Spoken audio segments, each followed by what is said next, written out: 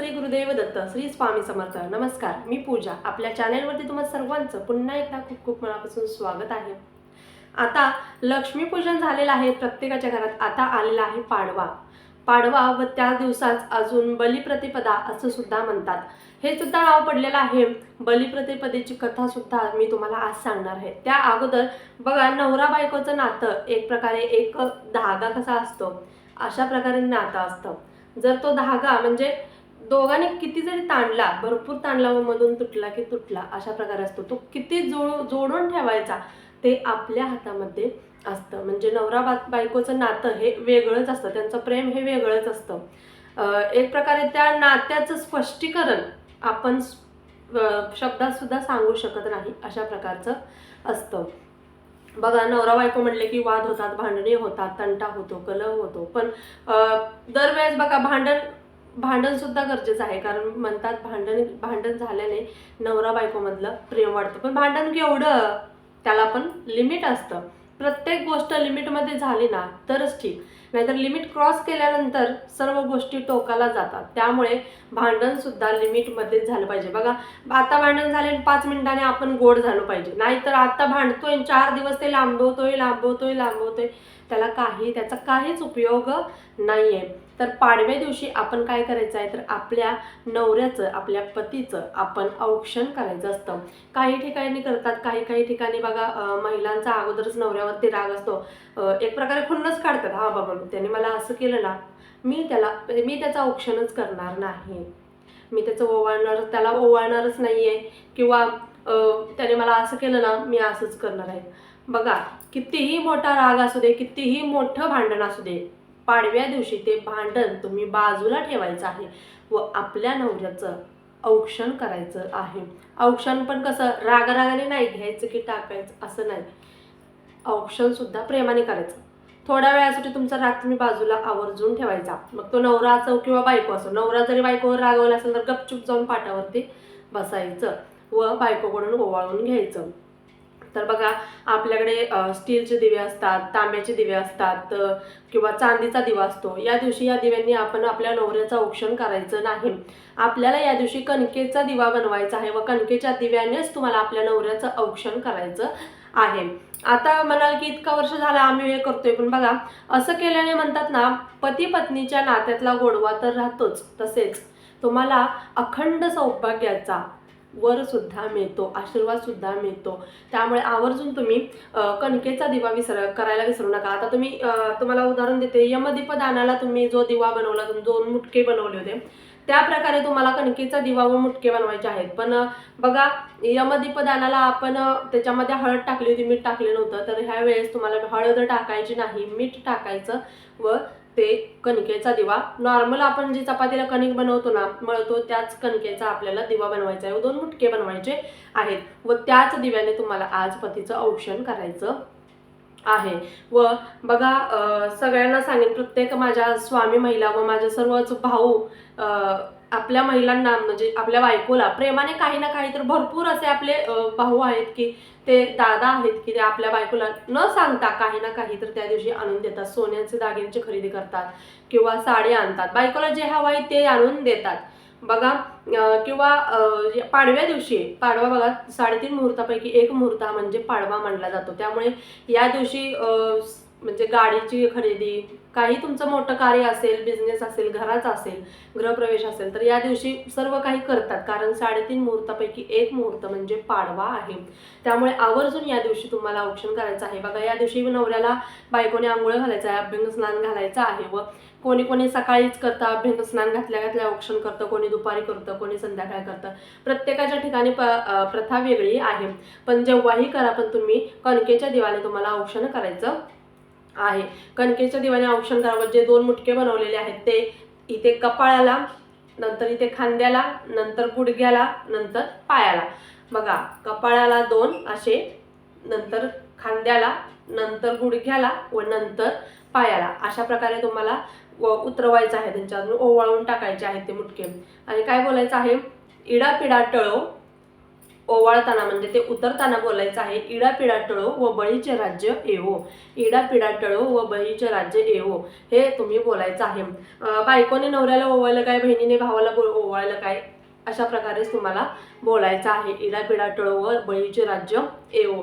बघा, या दिवशी आपण आवर्जून मी सगळ्यांना सांगेन की औक्षण केल्यानंतर कधीही औक्षण कोणीही करू द्या, तुम्ही तुमच्या यथाशक्तीने तुम्ही 11 रुपये ठेवा, 10 रुपये ठेवा, 50 रुपये ठेवा, 100 रुपये ठेवा, तुमच्या यथाशक्तीने तुम्ही ताटामध्ये काही ना काही तर ठेवायचं.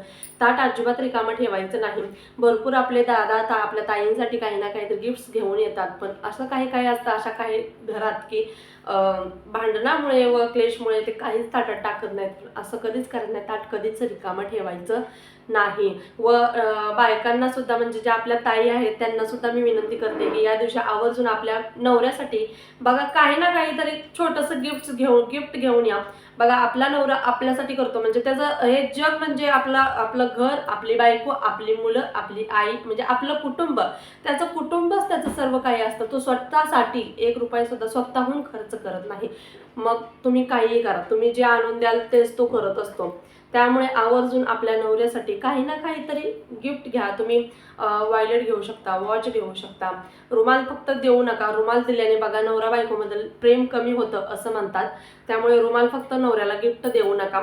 तुम्ही शर्ट देऊ शकता, टी शर्ट देऊ शकता. म्हणजे त्यांना जे आवडतं किंवा तुमचं जर तेवढं बजेट असेल, तुम्ही घेऊ शकत असाल तर तुम्ही सोन्याचं सुद्धा काही घेऊ शकता, चांदीचं काहीतरी घेऊ शकता.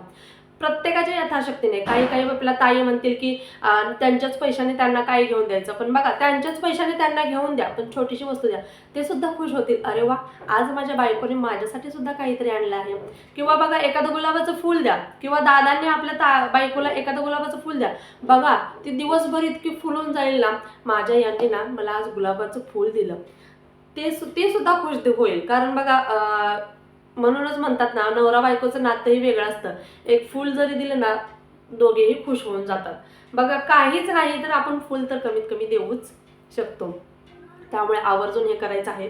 आणि एक उपाय सांगते, जर तुमच्यात खरंच या दिवशी कलह होत असतील, बघा इतके पण विकोपाला जाऊन देऊ नका भांडणं. कारण बघा, आजकाल भरपूर असं होत आहे की भांडणं होऊन मुलगी माहेरी जाते. बघा, त्या आई वडिलांना किती त्रास होत असेल, त्या मुलीच्या आई वडिलांना, की आपली मुलगी, आपण चुकलो असं त्यांना मनातून वाटत असेल की मी कमी पडलो माझ्या मुलीला स्थळ बघायला. म्हणजे दोघांपैकी कोणाची चूक आहे ते त्या दोघांनाच माहिती. पण मुलगी आपली बाजू वडिलांना पटवून देणार, मुलगा आपली बाजू त्याच्या आई वडिलांना पटवून देणार. प्रत्येक आई वडील आपल्याच मुलाची बाजू घेतात. त्यामुळे त्यांना सुद्धा वाटेल की मी मुलगी बघायला चुकलो, किंवा वडिलांना वाटेल की मी मुलगा बघायला चुकलो. म्हणजे ते तुम्ही राहता बाजूला, पण ते आतमधून किती तुटत असतात ते तुम्ही त्याचे विचार सुद्धा करू शकत नाही.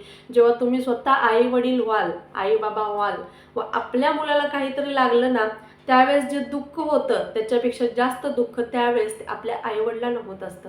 त्यामुळे विनंती करते, व आपली भांडणे कधीच विकोपाला घेऊन जाऊ नका.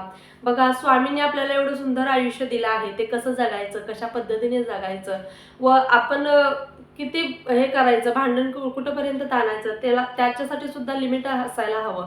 तुम्ही आज भांडता, आज माहेरी निघून जाता, 2 दिवसांनी फोन आला, गोड होता, तुम्ही माघारी निघून येता. पण याचा विचार केलाय का, तुमचे आई वडील तुमच्या काळजीने 2 दिवस झोपले नसतील, 2 दिवस तुटत असतील, किती त्यांना त्रास झाला असेल याचा सुद्धा तुम्ही विचार करायचा व नंतरच पुढचं पाऊल उचलायचं, टोकाचं पाऊल उचलायचं. त्यामुळे बघा, रबर ताणला की ताणतो.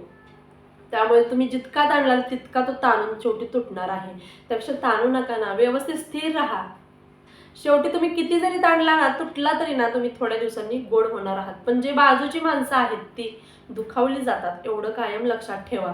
व हा विचार करूनच तुम्ही सर्व काही पावले उचलायची आहेत. बघा, अशा प्रकारे जर तुम्हाला वाटत असेल ना आपल्या नवरा बायकोमधील नातं घट्ट व्हावं, तर तुम्ही या दिवशी आवर्जून आपल्या नवऱ्याचे चरण धुवून चरण तीर्थ घ्यायचं आहे.